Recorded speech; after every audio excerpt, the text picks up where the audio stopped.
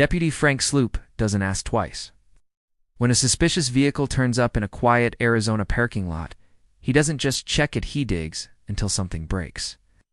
What starts as a routine patrol spirals into a deadly game of cat. Frank, relentless as ever, refused to back down.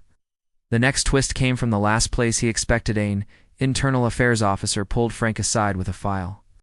Inside was a surveillance photo of Frank at a crime scene. Hours before he was supposed to be on duty.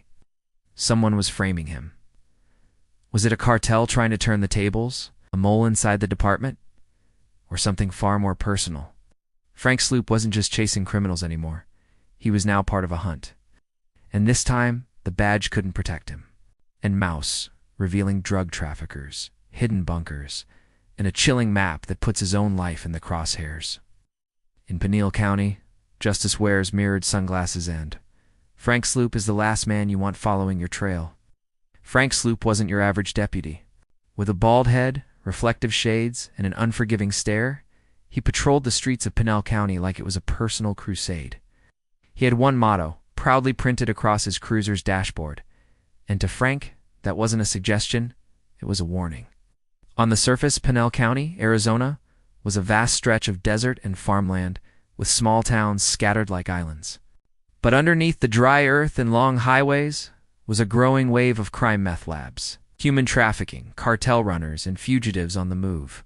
Frank made it his mission to stop it all, even if it meant pushing boundaries most deputies wouldn't dare approach. Frank's most unforgettable patrol began with a routine call, a suspicious vehicle. Parked outside a closed mini-mart at 3:47 a.m. The car wasn't reported stolen, but the plates were mismatched. Inside, a nervous young man sat behind the wheel, sweating despite the cool desert night.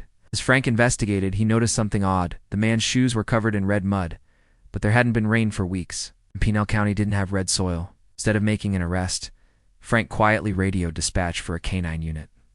What the dog found would set off a chain of events that no one in the department was prepared for. A hollowed-out spare tire packed with bricks of fentanyl, wrapped in black plastic.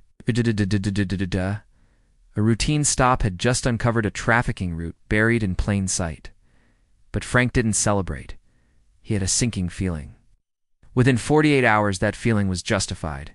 A warehouse near Florence, just 10 miles from the traffic stop, caught fire. Inside, investigators found rows of bunk beds, blood-stained floors, and surveillance equipment tracking local patrol patterns. It was a human smuggling hub, a hidden prison for undocumented immigrants. Whoever had been watching them knew their every move. Frank's bust may have triggered the cleanup. As detectives swarmed the scene, Frank received an anonymous tip pointing him to an abandoned trailer just outside Casa Grande. Inside, he found something even worse, a map, with red pins stuck in different spots across the county. God, his house was one of them. So was the sheriff's office. Someone was hunting them back. It was then long before the department was dealing with a series of bizarre mishaps, slashed tires on patrol units, untraceable calls jamming dispatch radios, and officers reporting shadowy figures watching their homes.